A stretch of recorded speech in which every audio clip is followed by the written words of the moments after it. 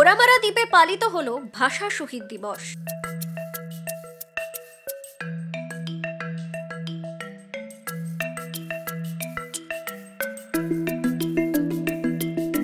সারা বিশ্বের কাছে ডুবন্ত দ্বীপের পরিচিতি কাটিয়ে সার্বিক উন্নয়নের নিরিখে পরিচিত হয়ে ওঠার স্বপ্ন দেখাচ্ছে দক্ষিণ ২৪ পরগনা সাগর ব্লকের অন্তর্গত এ রাজ্যের ক্ষুদ্রতম পঞ্চায়েত ঘোড়ামারা।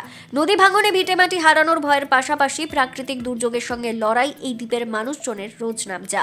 প্রায় ২ বছর আগের ভয়াবহ দুর্যোগ ইয়েসের ফলে ঘটে যাওয়া বন্যা সঙ্গে কোভিড মহামারীর ভ্রুকুটি ঘোড়ামারার আর্থসামাজিক জীবনে বড় প্রভাব ফেলেছিল। এই অবস্থা থেকে ঘুরে দাঁড়ানোর জন্য ঘোড়ামারা গ্রাম পঞ্চায়েত জীবিকা উন্নয়ন ও মানব সম্পদ উন্নয়নের জন্য নানা ধরনের পরিকল্পনা গ্রহণ করেছে। শিক্ষার প্রসারে পঞ্চায়েতের উদ্যোগে চলছে অভিনব অবৈতনিক পাঠশালা, গড়ে উঠেছে বুক ব্যাংক, ভ্রাম্যমাণ পাঠাগারও। আবার মহিলাদের আর্থিক ক্ষমতায়নের জন্য হাঁস, মুরগি, ছাগল পালনের প্রশিক্ষণের ব্যবস্থা করার পাশাপাশি পঞ্চায়েতের উদ্যোগে বিনামূল্যে মুরগি, হাঁস বাচ্চাও দেওয়া হয়েছে। রাজ্যের পঞ্চায়েত দপ্তর সমস্ত পঞ্চায়েতকেই এলাকার আর্থসামাজিক উন্নয়নের জন্য কাজের লক্ষ্যমাত্রা বেঁধে দিয়েছে। সেই লক্ষ্যমাত্রার সঙ্গে সাযুজ্য রেখেই আজ ২১শে ফেব্রুয়ারি গ্রাম পঞ্চায়েতের উদ্যোগে পালিত হলো আন্তর্জাতিক মাতৃভাষা দিবস।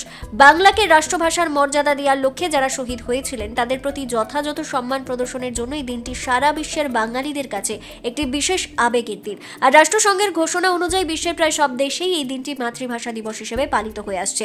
ঘোড়ামারার ভাষা দিবসের অনুষ্ঠানে পঞ্চায়েতের জনপ্রতিনিধি ও কর্মচারীদের পাশাপাশি উপস্থিত ছিলেন দ্বীপের একমাত্র হাই স্কুল সমস্ত শিক্ষক, ছাত্রছাত্রীরা। নাচ গান, কবিতায় ভাষা শহীদদের স্মরণ করেন উপস্থিত সবাই।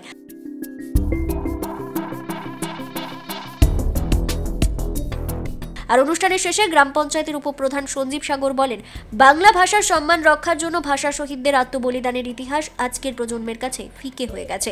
তাই পঞ্চায়েতের পক্ষ থেকে প্রতি বছর এই ভাষা শহীদ দিবস পালন করার উদ্যোগ নেওয়া হয়েছে। আমার প্রিয় ছাত্রী রুকসানা খাতুন, সে কিন্তু আবৃত্তিটা আজকে প্র্যাকটিস করে আসেনি। আমি তাকে সাহস দিয়ে বললাম, তুমি বলো, তোমার তো মুখস্থ আছে আমি জানি, আজকে গেলে আমি পিছনে আছি বলে দেবো। তোমরা তো দেখলে আমাকে একটা শব্দ সাহায্য করতে হলো না। সে কিন্তু সুন্দরভাবে কবিতাটা খুব সুন্দরভাবে উপস্থাপন করলো। নিজেরাই ব্যাখ্যা করে জানালো যে আজকে তো আমাদের মাতৃভাষা দিবস, আজ আমরা কেউ গুড মর্নিং বলবো না, কেউ ইংরাজি বলবো না, আজকের বাংলাতেই আপনাকে সুপ্রভাত জানালাম। এবং আমি ইংরেজি ক্লাস নিতেই গেছিলাম, বলছে ইংরেজি নয়, আপনি বাংলায় কিছু বলুন।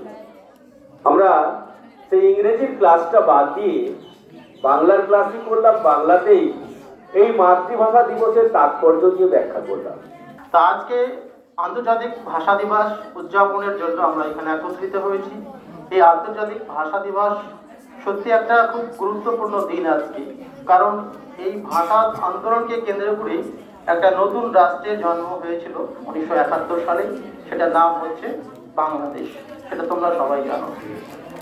এই ভাষা আন্দোলন কিন্তু যখন ভারত দুটো ভাগে ভাগ হয়ে যায়, পাকিস্তান এবং ভারতবর্ষ এই নামে দুটো ভাগে ভাগ হয়ে যায় ১৯৪৭ সালে, তারপরেই কিন্তু পশ্চিম পাকিস্তানের ভাষা ছিল উর্দু, পূর্ব পাকিস্তানের ভাষা ছিল বাংলা। তাদের উর্দু ভাষাকে চাপিয়ে দেওয়ার চেষ্টা করছিল। সেই সময়ই ১৯৪৭ সালের নভেম্বর ডিসেম্বর মাসে সেই বিষয়টাকে প্রতিবাদ জানিয়ে ভাষা আনতে গিয়ে কিন্তু চরম আকার ধারণ করে।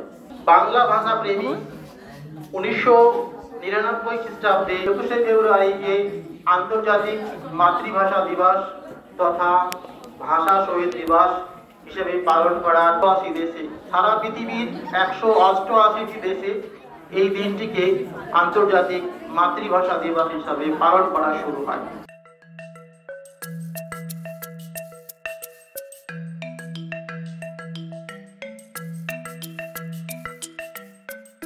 দক্ষিণ ২৪ পরগনা থেকে সৌরভ মণ্ডলের রিপোর্ট, কাকদ্বীপ.com।